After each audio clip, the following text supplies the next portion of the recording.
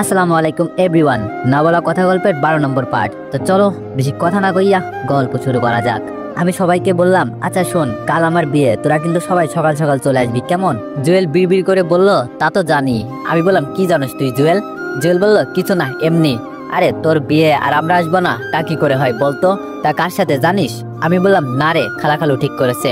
আবির বলল, ও। আমি বললাম, আচ্ছা চল আমার বিয়ের শপিং করব। মিলি বলল, আবির আর জুয়েল যাবে, আমাদের কিছু কলেজে কাজ আছে, আমরা যেতে পারবো না। আমি বললাম, আচ্ছা তোরাই। এই বলে শপিং মলে চলে আসলাম। সেখানে গিয়েই দেখি রাফি এক পাশে দাঁড়িয়ে আছে। তার কাছে গিয়ে বললাম, রাফি চল বিয়ের শপিং করব। রাফি বলল, শালা বিয়ে করার জন্য কত লাফাইতেছে দেখছস তোরা, শালা বুঝতে পারবি বিয়ের পর। আমি বললাম, তোরে কইছে আমি লাফাইতেছি, আর বেশি কথা বললে কানিজের ফোন দিব বলে দিলাম। এখন চল, দেরি হয়ে যাচ্ছে। রাফি বলল, দে ফোন, আমি কি মানা করছি? আল্লাহ, এতে বউ জানো আমারটার থেকেও জল্লাদ পড়ে। এটা বলার পর আমরা সবাই হাসতে শুরু করলাম। আমি বললাম, শকুনের দোয়ায় গরু মরে না, এখন শপিং করবি নাকি কানিজের কল দিমু? রাফি বলল, এই না না ভাই, দিস না, চল এখন। আচ্ছা আঙ্কেল আন্টি শপিং করবে না? আমি বললাম, খালাখালুরাও গেছে শপিং করতে। তারা কি বলে আমার হবু বউয়ের সাথে গিয়েছে। রাফি বলল, ও আচ্ছা চল। সবাই মিলে অনেক শপিং করলাম। করার পর মল থেকে যখন বের হতে যাব তখন তানার মতো কাউকে দেখলাম, সাথে মনে হয় মিলি লিমাও কানিজকেও দেখলাম। আমি বললাম, আবির দেখ তো, ওরা মিলি লিমা তানার মতো লাগছে না? আবির বলল, আরে না, ওরা কলেজে, এখানে কি করবে, তুই ভুল দেখছিস, চল তো, অনেক ক্ষুধা লাগছে। আমি বললাম, ও তাই তো, ওদের তো কলেজে জরুরি কাজ আছে। এটা বলে আর তেমন গুরুত্ব না দিয়ে রেস্টুরেন্টে চলে গেলাম। সবাই মিলে আড্ডা হাসি মজা করে খাবার খেলাম। সবার সাথে হাসি মজা করলেও কেন জানি মনটা খারাপ লাগছে। কেন লাগছে তাও জানি না। তা সবাইকে বুঝতে না দিয়ে তাদের সাথে আমিও মজা করতে লাগলাম। খাবার খেয়ে অনেক ঘোরাঘুরি করলাম সবাই মিলে। ঘোরাঘুরি করতে করতে কখন যে 7:30 বেজে গেল নিজেও জানি না। তাই যার যার শপিং তাকে দিয়ে সবাইকে বিদায় দিয়ে আমি চলে আসলাম বাসায়। বাসায় এসে কলিং বেল দিলাম, সাইদ এসে দরজা খুলে দিল। সাইদ বলল, ভাইয়া এতক্ষণ লাগে শপিং করতে? আমরা তো সেই কখন চলে আসছি। আমি বললাম, আরে ভাই, আমরা অনেক ঘোরাঘুরি করছি, তোকে তো বলছি আমার সাথে যাওয়ার কথা, তুই তো বলছিস না আমি যাব ভাবির সাথে। সাইদ বলল, আমরাও ঘুরছি বুঝলে, ভাবি আমাকে অনেক আদর করছে জানো। আর ভাবিকে জানো, ভাবি হচ্ছে আমাদের খালু। সাইদকে আর বলতে না দিয়ে আমাকে দেখেও না দেখে খালু বলল, সাইদ কি আসছে রে? সাইদ বলল, অনেক ভাইয়া। খালু বলল, তা তোমার ভাইয়া অনেক টায়ার্ড, তাকে একটু বিশ্রাম করতে দাও, আর তুমি গিয়ে ঋতু আপের সাথে খেলা করো। সাইদ বলল, আচ্ছা আব্বু। খালু বলল, আর অনেক তুমি গিয়ে রেস্ট নাও। মনে মনে বলল, বাঁচা গেল, আরেকটু হলেই সব শেষ। আমি বললাম, আর খালু আমাকে ডাকিও না, আমি বাইর থেকে খেয়েছি। খালু বলল, আচ্ছা। আমি আর কিছু না বলে রুমে এসে ফ্রেশ হয়ে অফিসের কিছু কাজ বাকি ছিল তা শেষ করে ঘুমিয়ে পড়লাম। তো এভরিওয়ান, তোমরা ভিডিওতে একটু বেশি বেশি কমেন্ট করবা, তোমাদের কমেন্ট আমার ভিডিও বানাতে আরো বেশি ইন্সপায়ার করে। বৃষ্টি বৃষ্টি 7 ফুটে হয়ে গেল রে, কেউ আসো, কয়টা বালতি নিয়ে আসো, বৃষ্টির পানি আটকাতে হবে। এটা বলে খাট থেকে উঠে কোনো দিকে না তাকিয়ে দৌড়ে ওয়াশরুম থেকে বালতি এনে খাট বরাবর ধরলাম। তারপর ছাদের দিকে তাকিয়ে দেখলাম ছাদে তো কোনো ফুটো নেই। এটা কি হলো, ছাদে ফুটো নেই, তাহলে আমার গায়ে পানি পড়লো কিভাবে? একটু পরে খেয়াল করলাম পিছনে কারা যেন হাসতেছে। তাকিয়ে দেখলাম রাফি, আবির, জুয়েল হাসতেছে। তাদের হাতে দেখি বালতি। আরে তোরা হাসতেছিস কেন? আর বালতি এনে লাভ নাই, বৃষ্টি পড়ছে না। রাফি বলল, বৃষ্টি পড়বে কেমনে, আমরা কি বৃষ্টি দিছি নাকি? আমি বললাম, মানে? আবির বলল, মানে আমরা তোর গায়ে পানি দিচ্ছিলাম। শালা আজ বিয়ে আর দোলা কি সুন্দর করে নাক ডেকে ঘুমাচ্ছে।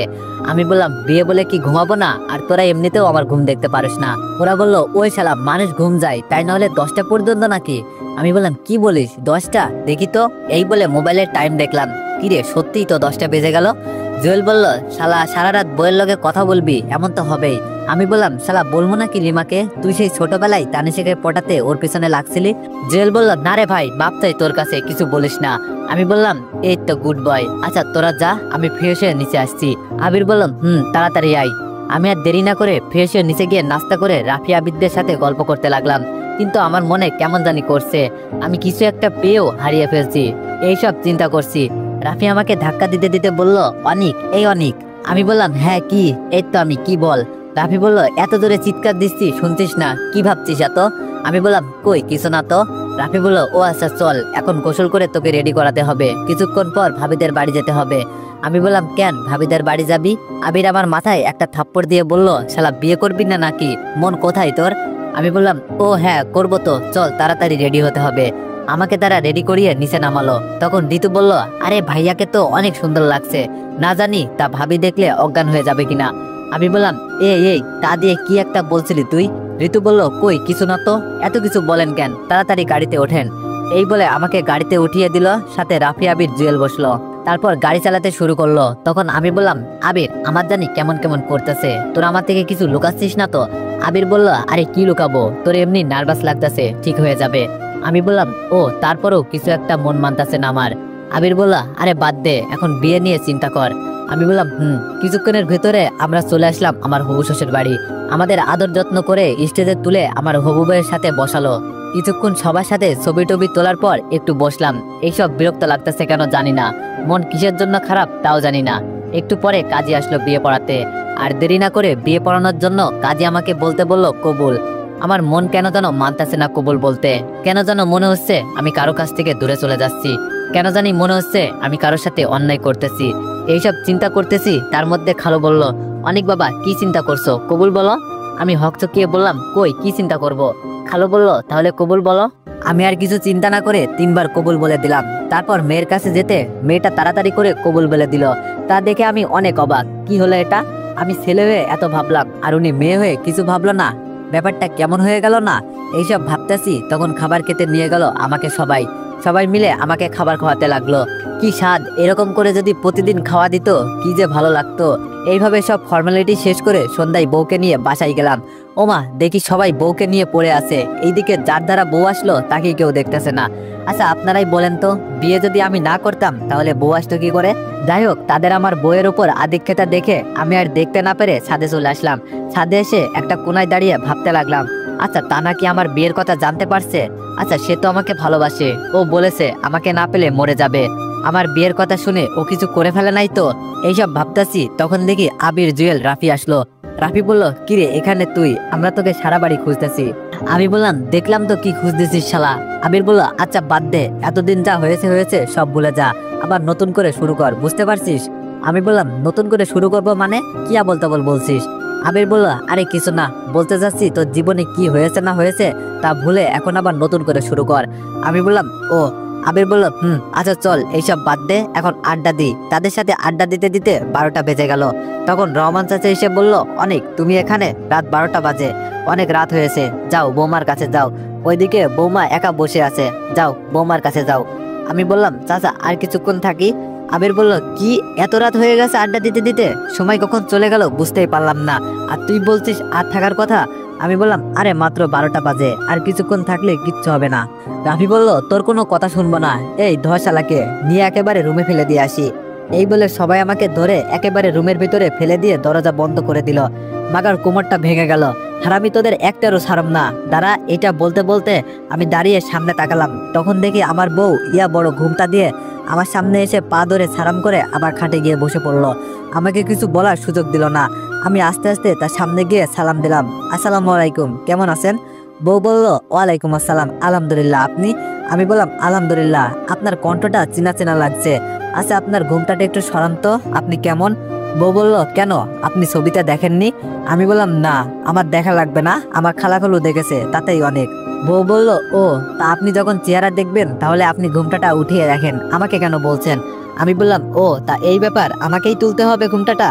বউ বলল, কারণ আমি আপনার বউ। আমি বললাম, আচ্ছা। এই বলে তার ঘুমটাটার দিকে আমি হাত বাড়িয়ে দিলাম, কেন জানি হাত কাঁপতেছে। বউ বলল, কি হলো, হাত কাঁপছে কেন? আমি বললাম, জানি না। এটা বলে আস্তে আস্তে করে কাঁপা কাঁপা হাত দিয়ে ঘুমটাটা সরালাম। ঘুমটা সরানোর পর যাকে দেখলাম তাকে দেখে আমি তো 440 ভোল্টের শক খেলাম। তুই এখানে, আমার বউ কোথায়? বউ কোথায় মানে? আমি তো তোমার বউ। আমি বললাম, তার মানে আমাকে সবাই তোর সাথে বিয়ে দিছে? তানা আমার হাত ধরে বললাম, আমার সাথেই দিছে। এখন আসো তো, রাত অনেক হয়েছে, ঘুমাবো চলো। আমি তানার হাত এক ঝাটকা দিয়ে ছাড়িয়ে বললাম, তো সাহস কি করে হয় আমার হাত ধরার? তানা বলল, সাহস মানে? আমি তোমার স্ত্রী, তোমার হাত ধরার অধিকার আমার আছে।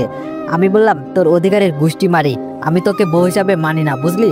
তানা কান্না জড়িত কণ্ঠে বলল, প্লিজ এমনটা করো না, আমি ইসলামিক নিয়মেই তোমার এখন বউ। আচ্ছা সব ভুলে আমাকে ক্ষমা করে দিয়ে আবার নতুন করে শুরু করা যায় না? আমি একটু হেসে বললাম, ভুলে যাব? তাও আমি? সেদিন মনে আছে তুই আমাকে বলেছিলি আমাকে তোর সহ্য হয় না, আমাকে বলেছিলি আমার মুখটা তুই দেখতে চাস না, তাহলে আজ কেন আমাকে বিয়ে করলি বল? তানা বলল, তোমাকে ভালোবাসি বলে। আমি বললাম, কি তুই আমাকে ভালোবাসিস? এটা একটু বেশি হয়ে গেল না? তুই যদি আমাকে ভালোবাসতি তাহলে আমাকে এমন অপমান করতে পারতি না। কোনো মানুষকে ভালোবাসলে সে যত খারাপই হোক না কেন তাকে কেউ এমন নির্মমভাবে অপমান করে না যেভাবে তুই আমাকে করছিস। তানা আমাকে হঠাৎ জড়িয়ে ধরে কান্না করতে করতে বলল, অনেক আমি জানি তুমি এখন আমাকে ভালোবাসো, প্লিজ আমাকে ক্ষমা করে দিয়ে কাছে টেনে নাও, দেখবে আমার ভালোবাসা দিয়ে সব ঠিক করে নিব, প্লিজ একটা বার আমাকে ক্ষমা করে দাও। এইবার আমার রাগ উঠে গেল, তাকে আমার কাছ থেকে ছাড়িয়ে 2টা কুশের থাপ্পড় দিয়ে বললাম, তুই আবার আমাকে টাচ করলি? এই তোকে ক্ষমা করে দেওয়ার কথা বলছিস, সেটা তো কখনোই সম্ভব না। তুই সেই দিন আমার মরা মা বাবাকে নিয়ে কথা বলছিলি, জানিস তুই যদি আমাকে সেই দিন মেরেও ফেলতি তাহলে কিছু মনে করতাম না, আর এতদিনে তোকে ক্ষমাও করে দিতাম। বুঝলি তোকে আমি ক্ষমা কেন করছি না? তুই আমাকে যখন আমার মরা মা বাবাকে নিয়ে কথা বললি তখন থেকেই তুই আমার মন থেকে উঠে গিয়েছিলি। যা তো এখান থেকে, আমার ঘুম পাচ্ছে, আমাকে আর বিরক্ত করিস না। আর শোন, আমি তোকে খুব তাড়াতাড়ি ডিভোর্স দিব, এখন যা কোথায় গিয়ে ঘুমাবি ঘুমাতো। তানহা বলল, আমার ভুল হয়ে গিয়েছে, আমাকে ক্ষমা করে দাও। এই বলে আমার পা ধরে ফেললো। এইবার দেখো অনেক, তুমি আমাকে স্ত্রী হিসাবে না মানলেও আমার সমস্যা নেই, তাও তুমি আমাকে ডিভোর্স দিও না প্লিজ। আমি পা থেকে এক ঝটকায় ছড়িয়ে দিয়ে বললাম, দেখ ডিভোর্স তো তোকে আমি দিবই। তানহা বলল, অনেক দরকার হলে তোমার বাসের কাজের লোক হিসাবে রেখে দিও, তাও এমন কথা বলো না, আমি মরে যাব তোমাকে ছাড়া। আমি বললাম, তো যা না মরে, আমার মাথা খাচ্ছিস কেন? এখন আমার রুম থেকে যা বলছি যত সব ঝামেলা আমার কপালেই শুধু আসে। তানা কান্না করে বলল, প্লিজ এমন করো না, আজ আমাদের বাসর রাত, আজ যদি রুম থেকে বাইর হয়ে যাই তাহলে সবাই অনেক কথা বলবে। আমি কিছু একটা ভেবে বললাম, আচ্ছা ঠিক আছে, থাক আমার রুমে। এই বলে আমি খাটে শুয়ে পড়লাম। তারপর দেখি আমার সাথে তানা শুয়ে পড়লো। এটা দেখে তাকে হাত দিয়ে ধাক্কা দিয়ে নিচে ফেলে দিলাম। তানা বলল, ও মা গো, কোমরটা ভেঙে গেল। আমি বললাম, এই তোকে বলছিলাম আমার রুমে ঘুমাতে। তানা বলল, হ্যাঁ তাই তো করছিলাম। আমি বললাম, এই চাকর, তোকে রুমে থাকতে বলছি মানে এটা না যে আমার খাটে আমার পাশে শুবি। তানা আমার মুখে চাকর কথাটা শুনে কষ্ট পেল, কান্না জড়িত কণ্ঠে বলল, তাহলে আমি কোথায় ঘুমাবো? আমি বললাম, ওই যে নিচে এত সুন্দর ফ্লোর, ওইখানে ঘুমা। তানা বলল, আমি তো নিচে কখনো ঘুমাইনি, তাহলে কেমনে ঘুমাবো? আমি বললাম, এই রুমে থাকতে হলে নিচে ঘুমা, তা না হলে কোথায় যাবি তুই জানিস। এই বলে একটা বালিশ আর একটা খাতা তার গায়ে ছুঁড়ে মারলাম। তানা অনেক কষ্ট পেল আর মনে মনে বলল, কি আর করার, নিজের স্বামীকে কাছে পেতে হলে এটুকু কষ্ট তো করতেই হবে। এই বলে নিচে কাঁথা দিয়ে বিছানা বানিয়ে বালিশ নিয়ে শুয়ে পড়লো। এইদিকে সারাদিনের ব্যস্ততায় আমার শরীর অনেক ক্লান্ত লাগছিল, তাই শোয়ার সাথে সাথে ঘুমিয়ে গেলাম। মাঝরাতে কারো কান্নার আওয়াজ শুনে ঘুম ভেঙে গেল, তাই দেখতে লাগলাম কে কান্না করতেছে। দেখি তানা শুয়ে কান্না করতেছে। তখন আমি বললাম, এই তোর নেকা কান্না থামাতো, তোর জন্য আমার ঘুম ভেঙে গেল, কোথা থেকে আসে এইসব পাগল ছাগল? এইবার কান্নার আওয়াজ শুনলে তোকে পুকুরে ফেলে দিমু। তানা আমার রাগে গলার কথা শুনে চুপ করে গেল। আমি আবার ঘুমিয়ে গেলাম। সকালবেলায় হালকা হালকা পানি চোখে আসতেই ঘুম ভেঙে গেল। এইদিক ওইদিকে তাকিয়ে দেখি তানা আমার কিছু দূরে চুল থেকে পানি ঝরাচ্ছে, তাই আমার মুখে কিছু পানি আসতেছে। তাকে পিছন থেকে দেখে অনেক মায়াবী লাগতেছে, ইচ্ছে করছে পিছন থেকে গিয়ে জড়িয়ে ধরতে। পরক্ষণেই তার করা অপমানের কথা মনে পড়তেই আমি তাকে রাগি সুরে বললাম, এই মেয়ে, চুল থেকে পানি ঝরানোর জায়গা আর নেই নাকি যে আমার সামনে এসে চুল ঝাড়তেছো? দিলি তো আমার সাদের ঘুমটা ভেঙে, যত সব। তানা আমার কথা শুনে কিছু বলল না, মাথা নিচু করে রইল। এইটা বলে খাট থেকে উঠে তানার সামনে দিয়ে ফ্রেশ হতে যাব, তখনই টেবিলের সাথে পা লেগে পড়ে গেলাম একটা তুলতুলে নরম বস্তার উপরে। চোখ খুলে দেখি, ওমা, এটা বাস্তা না, এটা তানহা। তার চোখে আমার চোখ পড়তেই কোথায় যেন হারিয়ে গেলাম। আস্তে আস্তে যখনই আরেকটু কাছে যাব, হঠাৎ কে জানি দরজা ধাক্কাতে লাগলো। দরজা ধাক্কানোর আওয়াজ শুনে আমার হুঁশ ফিরল, তাই তাড়াতাড়ি তানার উপর থেকে উঠে বললাম, কে? সাইদ বলল, ভাইয়া আমি, তাড়াতাড়ি নিচে আসো নাস্তা করতে। আমি বললাম, আচ্ছা যাও, আমি আসছি। তান্না একটু লজ্জা পেয়ে মনে মনে বলল, দূর, ছেলেটা আর একটু পরে আসলে কি হতো, কি রোমান্টিক একটা মুহূর্ত ছিল। আমি বললাম, এটা আমি কি করতে যাচ্ছিলাম, ভাগ্যি সাইদ আসছিল, না হলে কি থেকে কি হয়ে যেত আমি নিজেও জানি না। কেন জানি তার চোখের দিকে তাকালে সবকিছু ভুলে যায়। এইসব ভেবে তানার দিকে তাকিয়ে দেখি, ওমা, মহারানী দেখি লজ্জায় হাবুডুবু খাচ্ছে। আমি বললাম, এই যে, বেশি লজ্জা পাওয়ার দরকার নেই, বুঝতে পারলে এটা ইচ্ছা করে হয়নি, এত লজ্জা পেয়ে কোনো লাভ নেই, সেই কয়দিন পরে তো চলে যেতেই হবে। এই বলে ওয়াশরুমে চলে আসলাম। তানা আমার কথা শুনে মন খারাপ করে ফেললো, আবার কি যেন মনে করে হাসি দিল আর বলতে লাগলো, যখন যাব তখন দেখা যাবে, এখন তো আমি পুরো নিশ্চিত তুমি আমাকে এখনো ভালোবাসো, না হলে কি এখন আমার দিকে এইভাবে তাকিয়ে থাকতে? তোমাকে তো নিজের করেই ছাড়বো চান্দু। এটা বলে মুখে হাসি নিয়ে নিচে চলে গেল তানহা। আমি ফ্রেশ হয়ে নিচে নেমে কার সাথে কিছু না বলে নাস্তা করে রুমে এসে কলেজে যেতে লাগলাম। তখন রহমান চাচা বলল, কিরে অনেক, কাল তোর বিয়ে হলো আর আজ তুই কলেজে যাচ্ছিস, কারণ কি? আমি বললাম, দেখো, বিয়ে করছি এই না যে বউ নিয়ে রুমে বসে থাকবো, আমার গুরুত্বপূর্ণ ক্লাস আছে, তাই আমাকে যেতে হবে। এই বলে চাচাকে আর কিছু বলতে না দিয়ে চলে আসলাম কলেজে। কলেজে এসে একটা জায়গায় বসে রইলাম। তখন আবির, জুয়েল, লিমা সবাই আমার কাছে এসে, কিরে কাল বিয়ে হলো আর তুই এখানে কেন? আমি চুপ করে রইলাম। আবির বলল, কিরে বিড়াল কেমনে মারলি, একটু বল আমাদের। আমি বললাম, এই যে আপনারা বিরক্ত করছেন কেন আমাকে, জানতো এখান থেকে। জুয়েল বলল, কিরে তোর আবার কি হলো, আপনি করে বলছিস? আমি বললাম আপনারা কে যে আপনাদের তুই করে বলবো? আবির বলল কে মানে, আমরা তোর বন্ধু। আমি একটু হেসে বললাম কি আপনারা আমার বন্ধু? যদি আমার বন্ধুই হতেন তাহলে কার সাথে আমার বিয়ে হচ্ছে তা আমাকে বলতেন। জুয়েল বলল সরি রে, আমাদের কাউকে বলতে মানা করছে তাই তোকে বলিনি। আমি বললাম ও তাই বুঝি, তাহলে এখন আর কথা বলতে হবে না, এখন এইখান থেকে যান। আবির বলল দেখ আমাদের ভুল হয়ে গিয়েছে, ক্ষমা করে দে। আমি বললাম কয়বার করবো? একবার করছোস তা মেনে নিলাম, তোদের বারবার বলছি তাও তোরা আমার সাথে এত বড় গেম খেললি, বাহ তোদের কোনো জবাব হয় না। লিমা বলল আচ্ছা ভাই আমাদের আরেকবার ক্ষমা করে দে, আমি না তোর বোন, বোন ভুল করলে ভাই তো ক্ষমা করে দেয় তাই না? আমি কিছুক্ষণ ভেবে বললাম যা দিলাম, আর যাতে এমন না হয়। এটা বলে ওইখান থেকে উঠে চলে আসতে যাব, তখন আবার বললাম হ্যাঁ ভুলে আবার আমার পেছনে আসবি না বলে দিলাম, আমাকে একা থাকতে দে। এই বলে সেখান থেকে উঠে পুকুর পাড়ে চলে আসলাম। তখন আবার রাফি কল দিল, এইবার মাথা গরম করে ফোন ধরলাম। রাফি বলল কই তুই? আমি বললাম জাহান্নামে। এই বলে ফোনটা কেটে দিলাম। রাফি বলল এটা কি হলো? অনেক আমার সাথে এমন ব্যবহার করলো, অনেক আমার সাথে এমন কথা বলে না তো, কি হলো দেখি। আবিরকে কল দিয়ে যেই ভাবা সেই কাজ, হ্যালো আবির। আবির বলল রাফি বলল অনেক আজ আমার সাথে কেমন খারাপ ভাবে কথা বললো, তা অনেকের কি হয়েছে জানোস? আবির বলল সে এখন কলেজে, তার এখন অনেক মাথা গরম। রাফি বলল কেন জানিস? আবির বলল আচ্ছা তুই তাড়াতাড়ি কলেজের আড্ডার জায়গায় চলে আয়। রাফি বলল আমি কলেজে আসছি দাঁড়া। রাফি কিছুক্ষণ পর চলে আসলো আবিরদের সামনে। রাফি বলল কিরে অনেকের কি হয়েছে বল। তারপর আবির রাফিকে সব খুলে বলল। রাফি বলল কি তোরা এইরকম একটা কাজ করে ফেললি, কি করে ভাই? তোরা থাক আমি গেলাম অনেকের কাছে। এই বলে রাফি অনেকের কাছে চলে এসে বলল কিরে এখানে একা একা কি করছিস? আমি উঠে বললাম ঘাস খাচ্ছি। রাফি বলল দেখ আমার সাথে রাগ করিস না, তানার ব্যাপারে আমি কিছুই জানতাম না, এখন আবির থেকে সব শুনলাম। দেখ আমি জানি কে ছিল আর কে ছিল না, এখন একটু আমাকে একা থাকতে দে। রাফি বলল আচ্ছা ভাই থাক তুই, আমি গেলাম। এই বলে রাফি যেতে লাগলো, তখন আমি বললাম এই রাফি শোন, কোথায় যাস ভাই, এখানে বস। রাফি বলল তুই না বলছস চলে যেতে। আমি বললাম আরে রাগের মাথায় কি না কি বলছি, তুই বস এখানে, গল্প করি ভালো লাগবে। তারপর আমরা দুইজন গল্প করতে লাগলাম। এইদিকে আমার এমন কথা শুনে রহমান চাচা কিছুটা বুঝতে পারছে আমি এখনো তানাকে মেনে নিতে পারিনি, তাই রহমান চাচা বৌমা ও বৌমা। তানা বলল জি বাবা বলেন। রহমান চাচা বলল অনেক কি তোমাকে মেনে নেয়নি? তানা একটা মিথ্যা হাসি দিয়ে বলল কি যে বলেন বাবা, অনেক আমাকে দেখে খুশি হয়ে গেছে। রহমান চাচা বলল আমাকে মিথ্যা বলবে না, কারণ আমি অনেককে সেই ছোট থেকে চিনি, আর কোনটা সত্যি কথা আর কোনটা মিথ্যা কথা তাও কিছুটা বুঝতে পারি, তাই আমাকে সত্যিটা বলো, তোমাকে কি মেনে নিছে? তখন সেইখানে খালাখালু ঋতু সবাই চলে আসছে। তানা এইবার মাথা নিচু করে রইল। রহমান চাচা বলল কি হলো বলো। তানা এইবার কান্না করে দিয়ে বলল বাবা অনেক আমাকে মেনে নেয়নি, আরো বলেছে সে নাকি আমাকে ডিভোর্স দিবে। তানা এটা বলে মাটিতে বসে কান্না করে দিল। আরো বলতেছে বাবা আমি সত্যি অনেককে ভালোবাসি, তাকে ছাড়া বাঁচবো না, যেই দিন সে আমাকে ডিভোর্স দিবে সেই দিন এখান থেকে আমি যাব না, আমার লাশ যাবে। এই বলে কান্না করে দিল। খালা বলল এই মেয়ে আমরা থাকতে এটা ভেবো না যে অনেক তোমাকে ডিভোর্স দিবে, আর আমরা তোমার সাথে আছি, দেখবে অনেক তোমাকে একদিন না একদিন মেনে নিবে। এখন ওঠো দেখি মেয়েটা কত শুকিয়ে গেছে ছেলেটার কথা চিন্তা করে। তানাকে খালা ঋতু মিলে মাটি থেকে তুলে সোফায় বসালো। ঋতু বলল ভাবি চিন্তা করো না, সব ঠিক হয়ে যাবে, আর তাড়াতাড়ি জানো আমরা আন্টি ডাক শুনি। এটা শোনার পর তানা লজ্জা পেল। ঋতু বলল আরে আমার লজ্জাবতী ভাবি রে। আচ্ছা ভাবি তোমার আর ভাইয়ের প্রথম দেখা কিভাবে হলো বলো। তানা এইবার তাকে সব বলতে লাগলো। এইদিকে রাফির সাথে কথা গল্প করে আমার মন ভালো হয়ে গেল।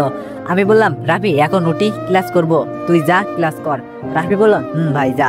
এই বলে আমি আমার ক্লাসে গেলাম আর রাফি তাদের ক্লাসে। আমি ক্লাসে এসে আবিরদের পিছনের টেবিলে বসলাম। যতই হোক তারা আমার বন্ধু, তারা আমার অনেক বিপদে পাশে ছিল। আবির বলল কিরে মন ভালো হলো? আমি বললাম বেশি কথা না বলে ক্লাস কর। এই বলে সবাই ক্লাস করতে লাগলাম। একে একে সব ক্লাস শেষ করে সবাইকে বিদায় দিয়ে গেলাম বাসায়। বাসায় এসে রুমে ঢুকে যা দেখতে পেলাম তা দেখে আমি জোরে চিৎকার দিতে যাব, তখন তানা দৌড়ে এসে আমার মুখটা চেপে ধরলো। তানা যখন আমার মুখ চেপে ধরলো তখন সে আমার একদম কাছে চলে এসেছিল। তখন আমার হৃদয় স্পন্দন থেমে গিয়েছিল। তার গরম নিঃশ্বাস আমার বুকে পড়তেই আমার কেমন যেন হতে লাগলো। আমার তখন অনেক ভালো লাগছিল। কিছুক্ষণ এইভাবে থাকতে তার বলা কথাগুলো মনে পড়লো, তাই তাকে এক ঝটকায় দূরে সরিয়ে দিয়ে আমি তার কাছে গিয়ে ঠাস ঠাস করে থাপ্পড় দিয়ে বললাম এই ফকিন্নি তুই আমার কাছে আসলি কেন? তোকে কতবার বলবো আমার আশেপাশে আসবি না, তাও তুই আমার কাছে আসলি কেন? তানা কান্না করে বলল কেন মানে, আমি তোমার বউ তাই আসতেই পারি। আমি এইবার তার থুতনি চেপে ধরে বললাম আমি কতবার বলবো তুই আমার কাছে স্বামীর অধিকার চাইতে আসবি না? তানা বলল কেন আসবো না, তুমি আমার স্বামী, আমি তোমার কাছে আসবো, তাছাড়া তোমার কাছে আসতে তুমি বাধ্য করেছো। আমি রাগে গলায় বললাম তোকে আমি বাধ্য কিভাবে করলাম? তানা বলল তখন তুমি রুমে এসে ওই রকম চিৎকার দিতে গেলে কেন, তাই তোমার কাছে এসে মুখ চেপে ধরলাম। আমি বললাম চিৎকার দিব না মানে, তুমি কাপড় চেঞ্জ করতেছো আর গায়ে শুধু গামছা ছিল, আমি আর বলা লাগবে না। এই দরজা লক দিতে পারিস না? তানা বলল দরজা আটকাবো কেন, কেউ তো রুমে আসবে না, তাই দরজা লক দিলাম না। আমি বললাম কেন, আমি কি ভূত নাকি, তাই আসলাম কি করে? তানা বলল ওমা তুমি ভূত হবা কেন, তুমি আমার জান, তুমি আমার স্বামী, তুমি দেখতেই পারো। আমি বললাম ওই বেশি হচ্ছে কিন্তু, মাত্র মারলাম স্বামীর অধিকার না ফলাতে, কিন্তু মাইয়া কোনো কথাই শোনে না। তানা বলল কি বেশি হচ্ছে, এ কি বেশি হচ্ছে? এই বলে আমার দিকে আস্তে আস্তে এগিয়ে আসতে লাগলো। আমি এক পাক পাক করে পিছোতে লাগলাম আর বললাম এই ভালো হবে না কিন্তু, দূরে থাকো আমার থেকে, এই দূরে থাকো। এটা বলতে বলতে আমি একেবারে খাটের সাথে লেগে গেলাম। তানহা বলল এইবার কোথায় যাবা চান্দু, এতদিন অনেক কষ্ট দিছো, আজ আর ছাড়ছি না। এটা বলে একদম আমার সামনে চলে আসলো। আমি বললাম কি করবি? তানহা বলল দেখবা তাহলে, দেখো। এই বলে তানহা আমাকে এক ধাক্কা দিয়ে খাটে ফেলে দিল আর সেও আমার উপরে চড়ে বসলো। কি আমার জামাই, কোথায় যাবে এখন? আমি বললাম এই ছাড়ো আমাকে, তা না হলে ভালো হবে না কিন্তু। এইদিকে তানহা আমার কাছে আসতে লাগলো। আমি কি করব ভেবে পাচ্ছি না। তখন মাথায় একটা বুদ্ধি আসলো, আরে সাইদ তুমি এখানে? এটা বলতে তানহা আমার উপর থেকে উঠে তাড়াতাড়ি উঠে পড়লো আর আমি এই সুযোগে দৌড়ে ওয়াশরুমে চলে আসলাম। এইদিকে তানহা আমার উপর থেকে উঠে এইদিকে ওইদিকে তাকিয়ে দেখলো কেউ নেই। তানহা বলল কুত্তা বিলাই হনুমান ছাগলের 3 নাম্বার বাচ্চা, খাটাস আমার বোকা বানিয়ে চলে গেল। আমি বললাম বাবারে বাঁচলাম, কিন্তু তানহা এইভাবে আসতে তাকে কেন জানি আটকাতে পারছি না। কেন তার থেকে দূরে যত থাকা যায় ততই ভালো, না হলে আমার উপর শনি আছে। তারপর আমি ফ্রেশ হয়ে ওয়াশরুম থেকে বের হয়ে দেখি তানহা কি যেন ভাবছে। আমাকে দেখে বলল অনেক, আমরা কি আগের মতো হতে পারি না? আমি বললাম না, হতে পারি না। আমার জন্য তো তুমি যথেষ্ট ছিলে, হয়তো তোমার জন্য আমি ছিলাম না, তাই তো আমাকে অতি সহজেই পর করে দিলে।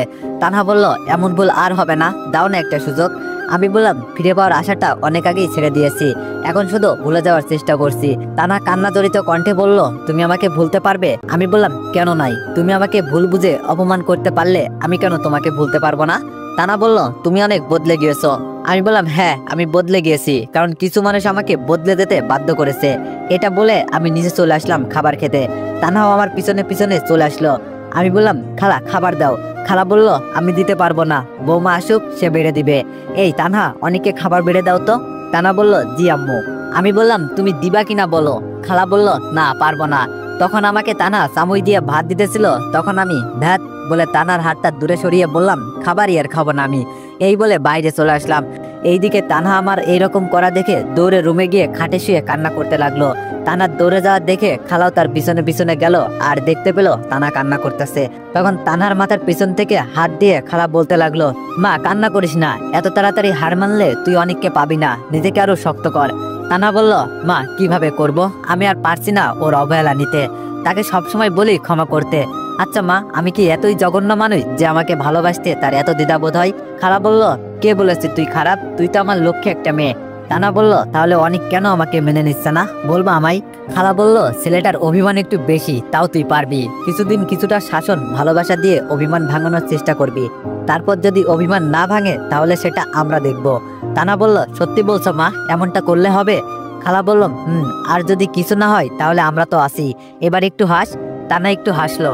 খালা বলল এই তো আমার ভালো একটা বৌমা, যা এখন ফ্রেশ হয়ে আয়, আর জলদি যেন দাদু ডাক শুনতে পারি। এটা শুনে তানা লজ্জায় দৌড়ে ওয়াশরুমে চলে গেল ফ্রেশ হতে। এইদিকে আমি বাসা থেকে বের হয়ে একটা রেস্টুরেন্টের দিকে যেতে লাগলাম আর বলতে লাগলাম এই শহরে সবাই অভাবের সাথে যুদ্ধ করে, আবার কারো প্রিয়জনের অপমানে কান্না করে। আমি হয়তো তাদের প্রিয়জন হতে পারিনি, তা না হলে কি আমার কষ্টটা বুঝতো না? আমি তো তাকে আর চাই না, সেখানে সব বুঝতে চায় না। মানুষ তার ভুল একসময় সব বুঝতে পারে, কিন্তু একটু দেরিতে, সব শেষ হয়ে যাওয়ার পরে। এইসব বলতে বলতে ঢুকলাম খাবার খাওয়ার জন্য। খাবার খেয়ে একটা নিরিবিলি জায়গায় ঘোরাঘুরি বসে সময় কাটাতে লাগলাম। এইভাবে রাত হয়ে গেল, তাই বাসায় এসে রুমে গিয়ে শুয়ে পড়লাম। তখন তানা এসে বলল কি গো খাবে না, চলো খেতে চলো, না খেলে শরীর খারাপ হবে তো। আমি বললাম আমার খাওয়া দাওয়া নিয়ে, আমার শরীর নিয়ে তোরা তো চিন্তা করতে হবে না, যা তো এখান থেকে ঘুমাতে দে। তানা এইবার আমার হাত ধরে এই ওঠো, তোমার শরীর খারাপ করে তো আমারই সব। এইবার আর রাগ ধরে রাখতে পারলাম না, দিলাম একটা থাপ্পড়। এই তোকে বলছি না খাবো না, যা তো ঘুমাবো, কতবার বলবো তোকে? আমার এমন কথা শুনে কান্না করতে করতে তানা বাইরে চলে গেল। কি মেরে বাবা, এত মারি তাও সামনে আসে কেন জানি না। আর কিছু না ভেবে ঘুমিয়ে গেলাম। মাঝরাতে হঠাৎ জানি ঘুম ভেঙে গেল। তারপর সামনে তাকাতেই আমি প্রথমে ভয় পেয়ে গেলাম, কারণ ডিম লাইটের আলোতে দেখতে পেলাম সামনে কে যেন দাঁড়িয়ে আছে। পরে বুঝতে পারলাম ওটা তানহা। তানহা নামাজ পড়তেছে। নামাজ পড়া শেষে মুনাজাতে বলতেছে, হে আল্লাহ রাব্বুল আলামিন, তুমি তো দয়ার সাগর, তুমি তো রহিম রহমান, তুমি যাকে ইচ্ছা সব দিতে পারো, আবার যাকে ইচ্ছা তার কাছ থেকে সব নিতে পারো। হে আল্লাহ, আমি আপনার পাপিষ্ঠ বান্দা। তুমি বলেছো তোমরা আমার কাছে চাও আর আমার চাওয়া অনুযায়ী আমল করো। হে আল্লাহ, আমি আপনার কাছে একটা জিনিস চাই, তা হলো আমার স্বামী। হে আল্লাহ, তুমি আমার স্বামীকে আমার করে দাও। আল্লাহ, ও আল্লাহ, তুমি আমার স্বামীকে আমার করে দাও। আমার মাত্র একটা চাওয়া, এটা পূর্ণ করে দাও। কান্না করে চোখের পানি ফেলতে ফেলতে তারপর আমিন বলে জায়নামাজ তুলে সে আমার দিকে আসতে লাগলো। তাই আমি তাড়াতাড়ি ঘুমের অভিনয় করতে লাগলাম। তানা আমার সামনে এসে বলল, ইস, আমার জানটা কত সুন্দর করে ঘুমাচ্ছে বাচ্চাদের মতো, একদম বাচ্চা বাচ্চা লাগে।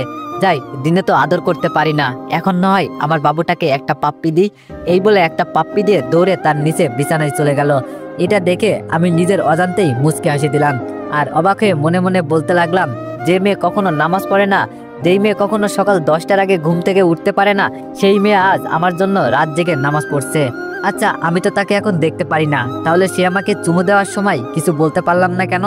আমি কি আবার এই না না, আগে সব কথা ভুলে গেলে চলবে না, আমার করা প্রতিটা অবহেলার জবাব আমি তাকে দিব। এই বলে ভাবতে ভাবতে ঘুমিয়ে গেলাম। সকালে নিজে উঠে নিজের মতো বাইরে নাস্তা করে কলেজে বন্ধুদের সাথে আড্ডা দেওয়া, এইভাবে 15 দিন চলে গেল। এই 15 দিনে আমি বন্ধ ছাড়া প্রতিদিন কলেজে গেছি, কিন্তু তানহা যায়নি। এই 15 দিনে খালা, খালু, চাচা অনেকবার আমাকে বলেছে খাবার খাওয়ার জন্য, কিন্তু আমি খাইনি। আবির, জুয়েল অনেকবার বলেছে তানাকে মেনে নিতে, তাও মেনে নিইনি। এই 15 দিনে এমন কোনো দিন নেই যে তানা আমার কাছে ক্ষমা চায়নি, কিন্তু তার পরিবর্তে পেলে শুধু অবহেলা। 15 দিনে আমি প্রতিদিন দেখেছি তানা আমার জন্য নামাজ পড়ে আর প্রতিদিন আমাকে একটা করে পাপ্পি দিত। কেন জানি তাকে কিছু বলতে পারি না, আবার তাকে আপনও করতে পারি না। কি যেন অজানা শক্তি আমাকে বাধা দেয়। তবে তানার প্রতি এখন একটু মায়া কাজ করছে। আজ শুক্রবার, জুমার নামাজ পড়ে শুয়েছিলাম, তখন তানা রুমে এসে বলল, অনেক, এই অনেক। আমি বললাম, এই গরুর মতো চিল্লাছিস কেন, কি বলবি বল। তানা আমার রাগের কথা শুনে একটু ভয়ে ভয়ে বলছে, কি ইয়া মানে কিছু বলবে না তো? আমি বললাম, এত ইয়ে মানে না করে যা বলবি তাড়াতাড়ি বলে আমাকে উদ্ধার কর। তানা বলল, বলছি কি, আজ বিয়ে হলো 15 দিন। আমি বললাম, তো? তানা বলল, তুমি আমাকে বউ হিসাবে না মানলেও সমস্যা নেই, আমি কিছু বলবো না। আসলে আজ শুক্রবার, আমাকে যদি একটু ঘুরতে নিয়ে যেতে। আমি বললাম, তা তুই যেতে পারিস না, তোর পা নেই? তানা অসহায়ের মতো করে বলতে লাগলো, আছে তো, তাও তুমি নিয়ে গেলে একটু ভালো হয়। আর প্রতিদিনই তো তুমি অবহেলা করো, আজ না হয় অবহেলার মাঝে ঘুরতে নিয়ে যাও প্লিজ। আমার একটা আবদারও তো তুমি মানোনি, আজ এটা মেনে নাও প্লিজ অনেক। আমি এইবার তানার দিকে তাকালাম। মেয়েটা অনেক শুকিয়ে গিয়েছে, তার চেহারার দিকে তাকানো যাচ্ছে না, কেমন যেন অনেক শুকানো লাগছে। তার মুখের দিকে তাকাতে আমার একটু মায়া হতে লাগলো। তাই তাকে বললাম, হয়েছে, আর নাকামি করতে হবে না, যা রেডি হ, আমি নিচে আসি। আমার মুখে ঘুরতে নিয়ে যাওয়ার কথা শুনে টানা খুশিতে আমাকে জড়িয়ে ধরতে যাবে, তখন আমি সেইখান থেকে সরে গিয়ে বললাম, এই এত খুশি হয়েছিস, ঠিক আছে, আমাকে জড়িয়ে ধরতে হবে না। এই বলে নিচে এসে সোফায় বসে পড়লাম। এখন আর খালা, খালু, চাচার লগে তেমন কথা বলি না। তখন একসাথে সবাই এসে খালা বলল, বাবা অনেক, আমাদের ক্ষমা করে দে। আমি বললাম, আপনারা কি করেছেন যে আপনাদের ক্ষমা করব? খালু বলল, বাবা দেখ, আমরা জানি তুই আমাদের সাথে কথা বলিস না, কারণ আমরা তোকে না জানিয়ে তানার সাথে বিয়ে দিয়েছি।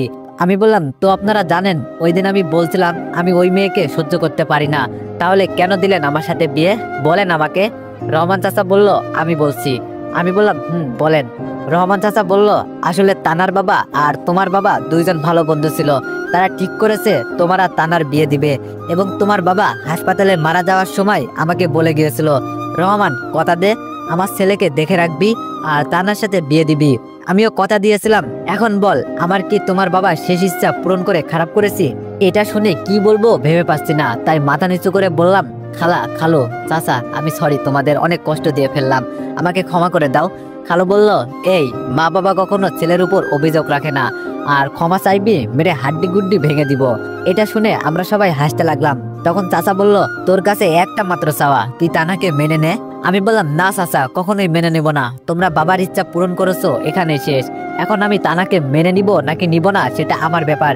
চাচা বলল, এটা তোর ইচ্ছা, এখন তুই বড় হয়েছিস, নিজের সিদ্ধান্ত নিজে নিতে পারিস, কিন্তু একটা কথা মনে রাখবি, কোনো জিনিস অতিরিক্ত করলে সেটার ফল কিন্তু ভালো হয় না। এটা বলে তারা সবাই চলে গেল। এইদিকে কিছুক্ষণ পর উপর থেকে তানা নামতে লাগলো। তাকে একদম পরীর মতো লাগছে। তাকে দেখে আমি পুরো হাঁ করে তাকিয়ে রইলাম। কতক্ষণ তাকিয়েছিলাম জানি না। সামনে তানা এসে তুড়ি বাজিয়ে বলল, এই যে মিস্টার, এরকম করে কি দেখেন? আমি বিড়বিড় করে বললাম, পরি দেখি। তানা আমাকে ধাক্কা দিয়ে বলল, কি দেখেন আবার বলেন। তখন আমার ধ্যান ভাঙলো, কই কি দেখবো, মানেই দেখি। তানা বলল, না না, তুমি পরি টরি নাকি কি বললে? আমি বললাম, আরে কি আজে বাজে কথা বলছো, চলো তো। এই বলে হাঁটা শুরু করলাম। তানা আমার পিছনে পিছনে আসতেছে আর মুস্কি মুস্কি হাসতেছিল, আর মনে মনে বলছে, চান্দু তুমি এখন আস্তে আস্তে লাইনে আসতেছো। আমি বাড়ির বাইরে এসে গাড়ি বের করতে যাব, তখন তানা বলল, অনেক আজকে রিক্সায় যাই, প্লিজ প্লিজ। আমিও মেয়েটা যখন এত করে বলছে তাহলে আজ নিয়েই যাই। এই বলে রাস্তায় উঠে একটা রিক্সা ডাক দিলাম। রিক্সা সামনে আসতেই আমি আর তানা উঠে পড়লাম। অনেকদিন পর এইভাবে ঘুরছি, কিন্তু আগে যেই ভালো লাগাটা কাজ করতো সেটা এখন লাগে না। কখনো কখনো ভালো মুহূর্তগুলো খারাপের চেয়েও অনেক বেশি খারাপ লাগে। তানা বলল, কি এত ভাবছো? আমি বললাম, ও কিছু না। তানা বলল, মনে আছে অনেক এইভাবে আমরা কত ঘুরেছি? আমি বললাম, এমন আকাঙ্ক্ষার স্মৃতি সারা জীবন কষ্ট দিবে, সেই স্মৃতি মনে রেখে কি করব। তানা এটা শুনে চুপ করে রইল। কিছুক্ষণ পর আমরা একটা পার্কে চলে আসলাম। অনেকক্ষণ ঘোরাঘুরি করলাম। আমি শুধু নীরব হয়ে হেঁটেছি তার পিছু। হঠাৎ আকাশ মেঘ গর্জন করতে লাগলো। আমার আবার বৃষ্টির পানি সহ্য হয় না, গায়ে পড়লেই জ্বর আসে। তানাকে বললাম, এই তানা চলো, বৃষ্টি আসবে, তাড়াতাড়ি বাসায় যাই। তানাও বললাম, চলো। একটা রিক্সা ডাক দিয়ে রিক্সায় উঠে পড়লাম। রিক্সায় ওঠার সাথে সাথে বৃষ্টি নামলো। এইদিকে রিক্সার ছাদে স্ট্যান্ড নাই। আমি বললাম, এই সারছে, আজ রাতে জ্বর নিশ্চিত আসবে।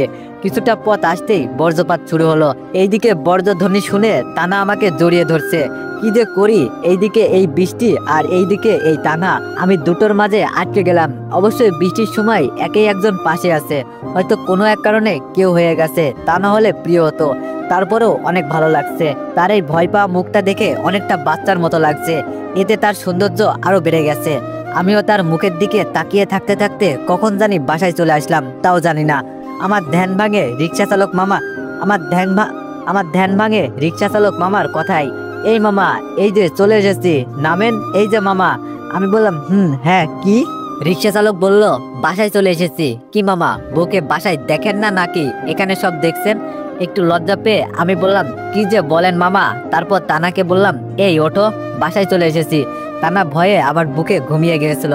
তানা বলল, কি কি কি হয়েছে? আমি বললাম, আমরা চলে এসেছি, নামো। তানা মনে মনে বলল, ইস, এত তাড়াতাড়ি চলে আসলাম, কি শান্তিতেই আমার জামাইয়ের বুকে ঘুমিয়েছিলাম। হারামজাদা রিক্সা এত তাড়াতাড়ি আসতে কে বললো? আমি বললাম, কি হলো, এত কি ভাবছো, নামো। তানা বলল, ও নামছি, এই বলে নেমে গেল। আমি আর দেরি না করে রিক্সা চালক মামাকে ভাড়া দিয়ে আমি আর তানা চলে আসলাম বাড়িতে। বাড়িতে আসতেই খালা বলল, কিরে তোরা এইভাবে ভিজলি কেন? ওইখানে কোথাও বসে থাকতি। আমি বললাম, আমরা কি জানতাম যখন রিক্সায় উঠলাম তখন বৃষ্টি নামলো, কি আর করার, ভিজেই যখন গেছি তাহলে বাড়ি চলে যাই, এই জন্য চলে আসলাম।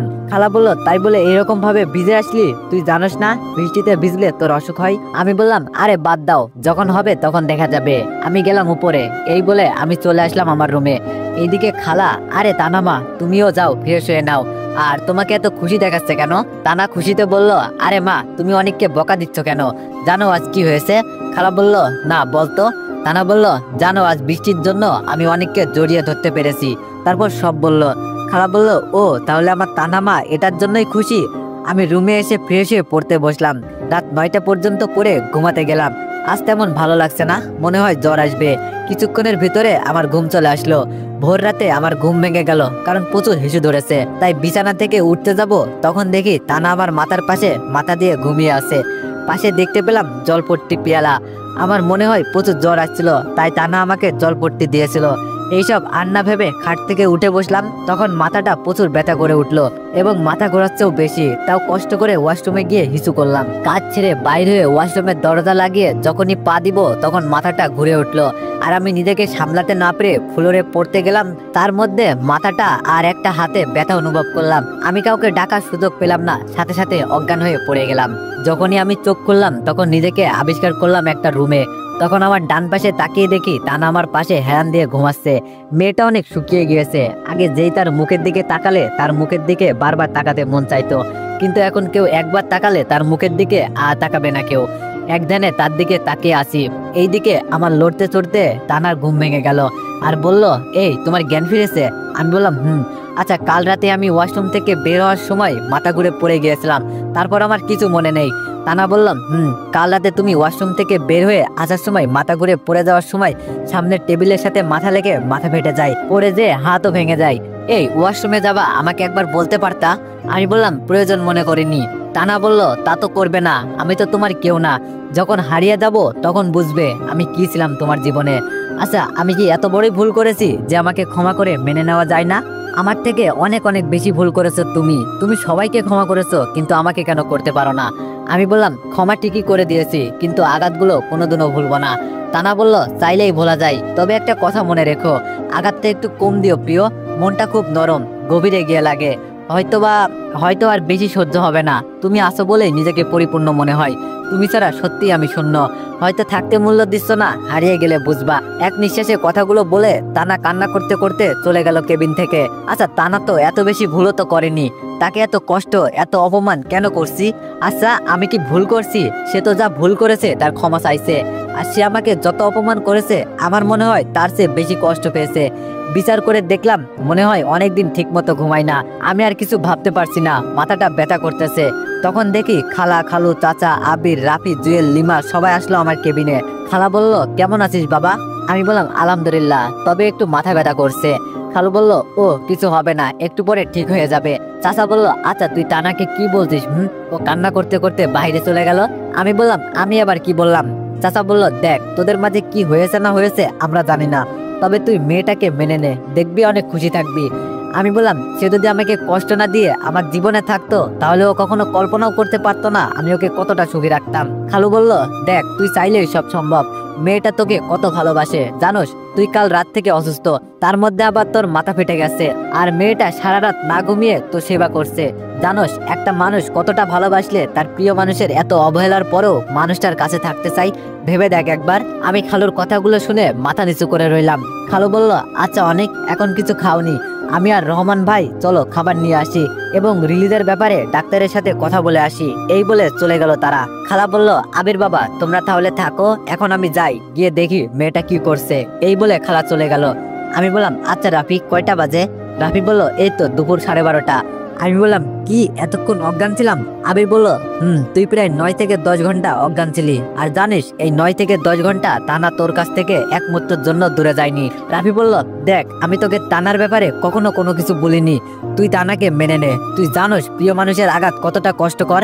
আমি বলছি তানা তোকে সত্যি অনেক বেশি ভালোবাসে, দেখোস না তার মুখের দিকে তাকানো যায় না, আগে কত মায়া লাগতো আর এখন তার দিকে তাকানো যাচ্ছে না। আমি বললাম ভাই আমার ভালো লাগছে না, অন্য কথা বল। রাফি বলল দেখবি যখন হারিয়ে যাবে তখন বুঝবি তানা তোর জীবনে কতটা ইম্পর্টেন্ট ছিল, মানুষ থাকতে বুঝে না, হারিয়ে গেলে বুঝে। রাফির এই কথাটা শুনে আমার বুকের ভিতরে কেমন মোচড় দিয়ে উঠলো, কেন জানি আমি কিছু হারিয়ে ফেলতে যাচ্ছি। তারপরেও আমি বললাম ভাই অন্য কথা বললে বল, না হলে আমাকে একা থাকতে দে। আবির বলল তাও রাফির কথা ভেবে দেখবি। তখনই তানা হাতে খাবার নিয়ে আসলো। তানাকে খাবার নিয়ে আসতে সবাই চলে যেতে লাগলো। আমি বললাম কিরে তোরা কোথায় যাস? মিলি বলল এখন আমাদের এখানে থাকা ঠিক হবে না। এই বলে আমাকে আর কিছু বলতে না দিয়ে তারা সবাই চলে গেল। আমি বললাম কি হলো এটা, এরা চলে গেল কেন? তানা আমার মুখের সামনে খাবার তুলে এই নাও খাবারটা খাও। আমি বললাম আমি খাবো না, তুই খালাকে ডাক দে। তানা বলল খালা নেই, তার মাথা ব্যথা করছে তাই বাড়িতে চলে গিয়েছে। খেয়ে নাও প্লিজ, তোমাকে ওষুধ খেতে হবে তো, ওষুধ না খেলে ভালো হবে কি করে? আমি বললাম আমি খাবো না, বললাম খাবো না, তোকে আমার শরীর নিয়ে ভাবতে হবে না। তানা বলল প্লিজ এত করে বলছি খেয়ে নাও, তুমি সকাল থেকে কিছু খাওনি, খেয়ে নাও। আমি বললাম তুই যা তো এখান থেকে, আমার ভালো লাগছে না।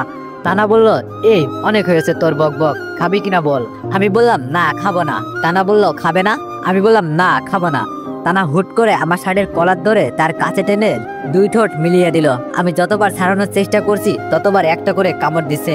আমি আর তার সাথে না পেরে সাড়া দিতে লাগলাম। প্রায় 3 মিনিট পরে আমাকে ছাড়লো। আমি বললাম এই ডাইনি পেতনি শয়তান মেয়ে, আমার ঠোঁট কি খাওয়ার জিনিস? এইভাবে কেউ কামড় দেয়? দেখ আমার ঠোঁট কত ফুলে গেছে। তানা বলল কই দেখি দেখি, ইস কত ফুলে গিয়েছে, এখন বলো খাবে নাকি আরেকটা দিব? আমি বললাম না না আমি খাবো তো, দাও খাইয়ে। আমি বললাম কি আর করার, খিদা বেশি লাগছে, আর যদি খাবো না বলি এই মাইয়ার কোনো বিশ্বাস নেই, যে কোনো কিছু করতে পারে। আমার মুখ থেকে খাইয়ে দেওয়ার কথা শুনে দেখলাম তানা খুশি হয়ে গেল, এমন হাসি দিল একটা রাজ্য জয় করে ফেলেছে। তারপর খুশি মনে আমাকে খাইয়ে দিতে লাগলো। আমাকে খাওয়ানোর সময় তার দিকে তাকিয়ে দেখলাম সে আজকের মতো আর কখনো খুশি হয়নি। খাবার শেষ করে ওষুধ খাইয়ে দিয়ে বলল তুমি এখন রেস্ট নাও, আমি একটু বাইরে যাই। এই বলে যখনই বাইরে যাবে হঠাৎ পিছন ফিরে আমার কাছে এসে আমি কিছু বোঝার আগে একটা চুমু দিয়ে দৌড় দিল। আমি বললাম কি হলো এটা শয়তান বেডি, তুই আমার কাছে আসলে দেখাবো। তানা দরজার সামনে দাঁড়িয়ে বলল জানি কি দেখাবা, এই বলে গাল ভেঙচি দিয়ে চলে গেল। তানা চলে যাওয়ার পর আমার মুখে একটা মুচকে হাসি ফুটলো আর বলতাছি পাগলি একটা। আচ্ছা তানা আমাকে এখন ভালোবাসে? যদি ভালো না বাসতো তাহলে আমার এত কষ্ট সহ্য করতো না। রাত জেগে আমাকে পাওয়ার জন্য আল্লাহর কাছে চাইতো না। আমার সুস্থ হওয়া পুরো রাত জেগে আমার সেবা করেছে। আর চাচা চাচি রাফি সবাই বলেছে সে আমাকে অনেক ভালোবাসে আর তানাকে মেনে নিতে বলেছে। আর তানা যদি আমার পাশে থাকে আমার কেমন জানি ভালো লাগা কাজ করে। পৃথিবীর সব দুঃখ কষ্ট তখনই দূর হয়ে যায় যখন তুমি আমার পাশে থাকো। আচ্ছা সে যদি আমার কাছ থেকে হারিয়ে যায় আমি কি তাকে ছাড়া বাঁচতে পারবো? না, আমি তাকে ছাড়া থাকতে পারবো না। আমিও তাকে ভালোবাসি। না, তানাকে আর কষ্ট দিব না, মেনে নিব। আমাকে তাড়াতাড়ি সুস্থ হতে হবে। তোমাকে আর কষ্ট দিব না তানহা, অনেক কষ্ট দিয়ে ফেলেছি। ফুলের প্রয়োজন সূর্যের আলোর, ভোরের প্রয়োজন শিশির, আর আমার প্রয়োজন তুমি। আমি তোমাকে ভালোবাসি তানা, আমি তোমাকে ভালোবাসি। আর কষ্ট দিব না তোমাকে। একবার ভালো হয়ে নি, তারপর মেনে নিব। এখন কিছুদিন এইভাবেই থাক। এইসব ভাবতেছি তখনই দরজার পাশ থেকে কেউ বলে উঠলো আসতে পারি। তাই সকল ভাবনা বাদ দিয়ে দরজার দিকে তাকিয়ে দেখলাম কে। দরজার পাশে যাকে দেখলাম তাকে দেখে আমি তো পুরো অবাক। সে আর কেউ নাই। তো এভরিওয়ান, নেক্সট পার্টের জন্য অপেক্ষা করো। ধন্যবাদ।